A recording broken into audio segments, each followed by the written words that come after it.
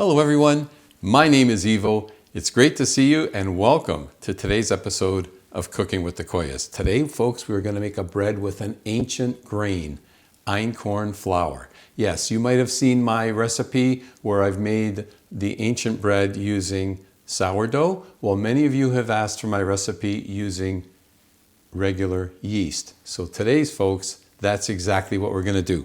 I'm going to use an Einkorn flour, and if you're not familiar with Einkorn flour, it's made from a wheat that's thousands of years old, that's never been hybridized or modified in any way. It's the closest you're going to get to an all-natural, pure food right here with Einkorn flour.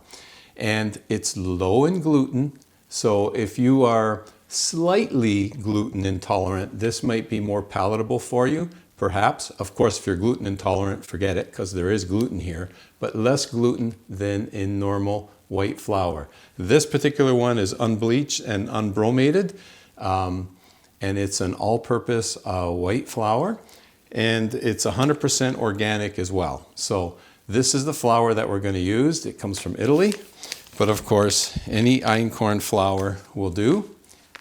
So let me get this package opened, and let's get started right now. So we're going to start off by weighing out 500 grams of flour. So let's get 500 grams in here. 501. I like to be exact. Okay, 500 grams of our beautiful Einkorn flour. And to that, we're going to add our dry ingredients. So I have here 10 grams of salt. In goes our salt. And that's about 1.5 teaspoons of salt. Here I have our other secret ingredient, Diastatic malt powder. I have 1 tablespoon, which is about 7 grams.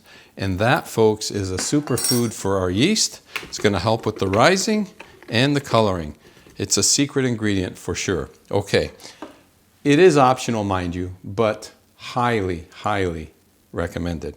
All right, and our other dry ingredient is our instant dry yeast. I have here 1 teaspoon, which is it's 3.5 grams of instant dry yeast.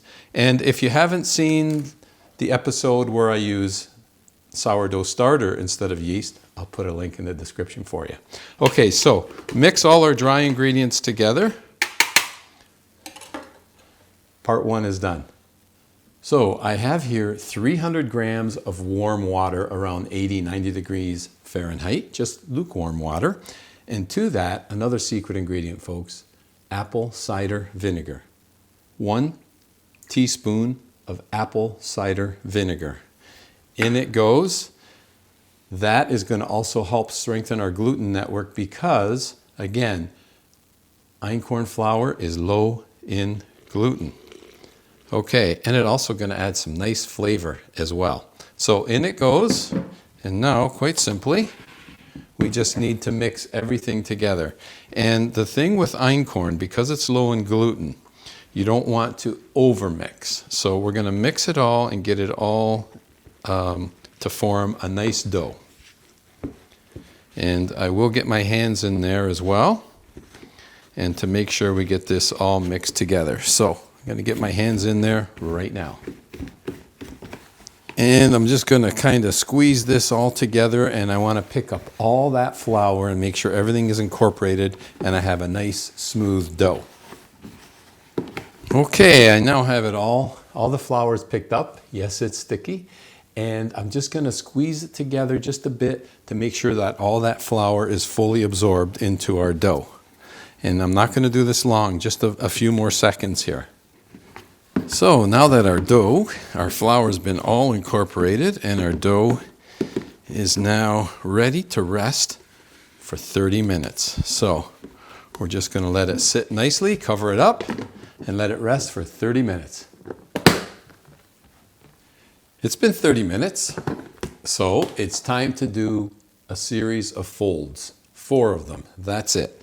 And by folds I mean, and you could dampen your hand if you want just a little, so it's less sticky, and you just grab the dough, lift it up, and fold it over. Give it a turn, lift it up and fold it over, lift it up and fold it over, and one more time, lift and fold. Okay. And now another 30-minute rest. So another 30 minutes has passed. I'm going to dampen my hand again. Our dough's been resting nicely, and we're going to do another 4-fold.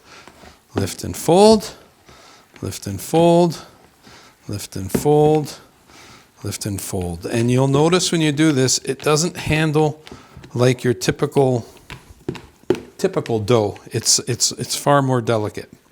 All right, so now that we've done that, we're going to now let it rest for 1.5 to 2 hours.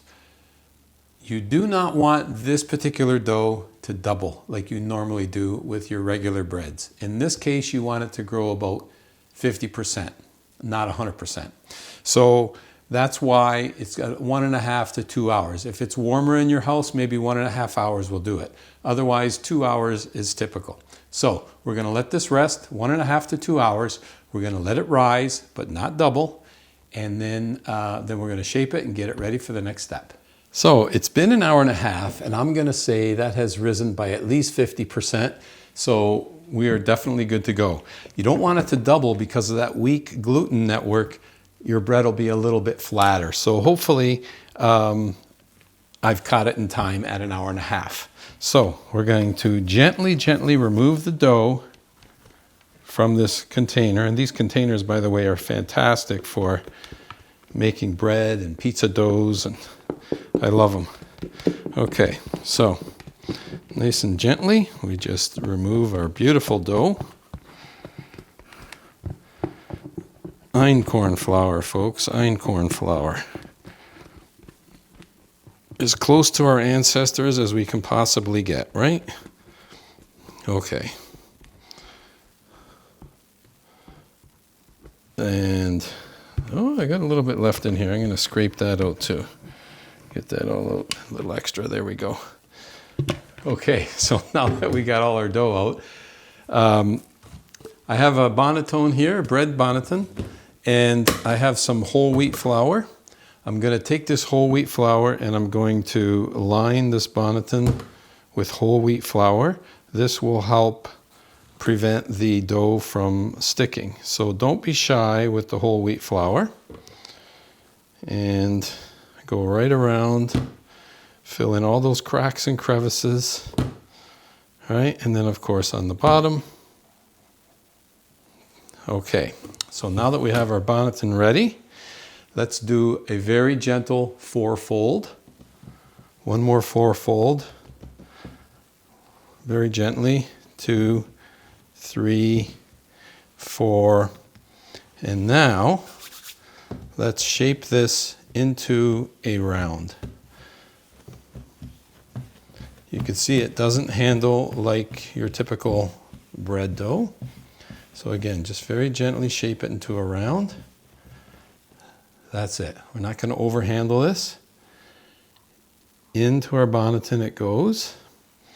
I'm going to take some of this whole wheat flour, sprinkle a little bit on top to prevent from sticking. And now, quite simply, let's get a towel, kitchen towel, and put it right over top. And now, this, folks, has got to rest for 1 hour. But at the 30-minute mark, we're going to fire up our oven and preheat it with an empty Dutch oven inside at 450 degrees. So our oven has been preheating with our Dutch oven in it for 30 minutes at 450 degrees. And look at our beautiful dough that's been resting patiently. Hey, isn't that nice? Okay, so what we're going to do, let's take our Dutch oven out of the oven.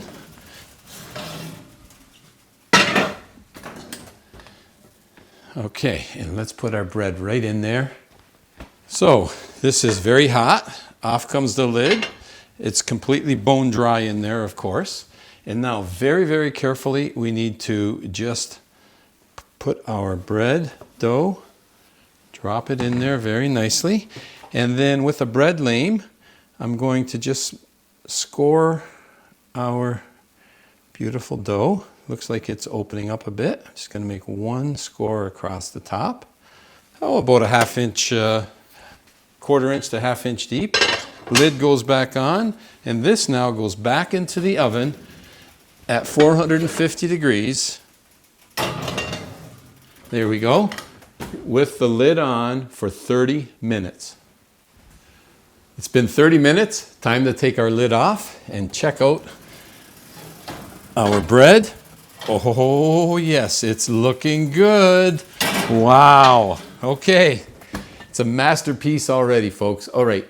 15 more minutes, 10 to 15. I'll check it out, but usually I go the distance. I like my bread to be a little bit on the darker side, but it's totally up to you, and every oven is different. So at this point, with the lid off, 10 to 15 minutes. We have gone the distance, 15 minutes. So off goes our oven, and let's take a look at our bread. Look at that. For me, it could have even went and stayed longer and gotten a little darker, but that is looking really, really nice. We got a good rise. Look at this beautiful bread right there. Isn't that nice? Okay, so I'm going to put it on this cooling rack here. You don't want it to sweat on the bottom. You want it to cool nicely on its own without sweating. And now what I want to do is the little bit of whole wheat flour that is clinging to our bread, we're just going to brush that off. Yeah, I just like to remove that whole wheat flour. It's done its job very, very nicely, no sticking. Look at this beautiful bread. And again, we got that nice rise because we did not let our Einkorn flour dough overproof. Okay, and the bottom. Oh, look at the bottom. Isn't that nice? Nice golden brown color. You gotta love that. Perfect. Oh, this is gonna be so good. All right, isn't that nice? Take a look at that loaf of bread there. Beautiful, nice rise to it. See that? Looking really good. All right, so now, we need to be patient and let our beautiful loaf of bread rest. It needs to rest for at least 2 hours. Otherwise, if you cut into it too soon because of the Einkorn flour, your bread might be a little gummy. So it has to rest, relax for a minimum of 2 hours. But don't worry, folks, we are going to do the taste test for sure. We'll cut this open. I'll show you the inside. And remember, this is about as close as we're going to get to an ancient loaf of bread that generations before us made thousands of years ago. Of course, they would have processed the wheat differently. That's a given. But at least this wheat and the Einkorn flour is available. So for those who want to have that ancient bread, at least we have the opportunity to make it. And what a great loaf of bread you can make right there with this recipe. Let's let it sit for at least 2 hours and then the taste test. I have been patiently waiting. One more look at this beautiful loaf of bread before I cut into it.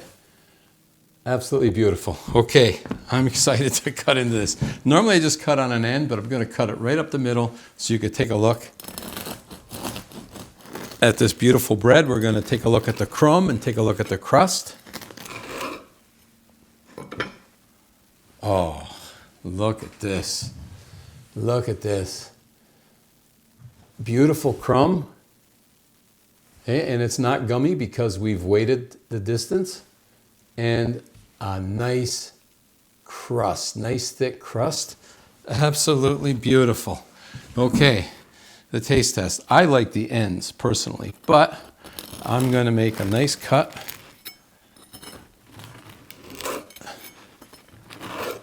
Oh yeah, and a quick photo. Okay, I do love my photos. And again, we got a nice, beautiful rise on this bread. Okay, so there's a nice slice right here. Now I like to, instead of putting butter on my bread, I actually like to put a little bit of olive oil on there, or I'll dip it with some olive oil and balsamic. But this, for the taste test, folks, oh, look at this. I'm going to do it just as is.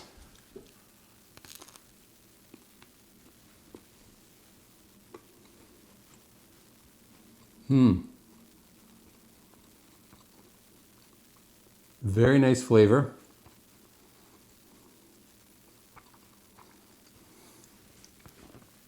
The crust is thick and nice. It's got a nice chew to it.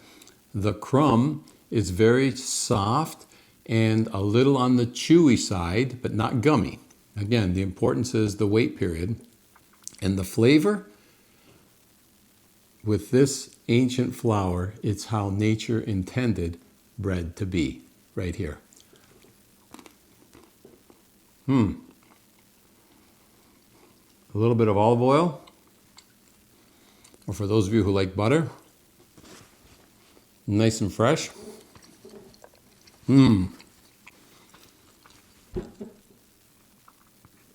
Baking bread at home. There is nothing like it. It's easy to do, it's very rewarding, and you do it right in your own home. It is so nice. Whether it's with Einkorn flour or regular flour, it doesn't matter. The important thing is that you spend some time in the kitchen, make yourself some good homemade bread or homemade meal. There's nothing like it. This is absolutely delicious. I'm going to enjoy this bread, that's for sure. And as always, folks, I want to thank you for spending time in the kitchen with me on today's episode of Cooking with the Koyas. And as always, folks, until next time, good luck and bon appetito. Yeah, I'll go get the olive oil. I may haven't had another slice. I think I will.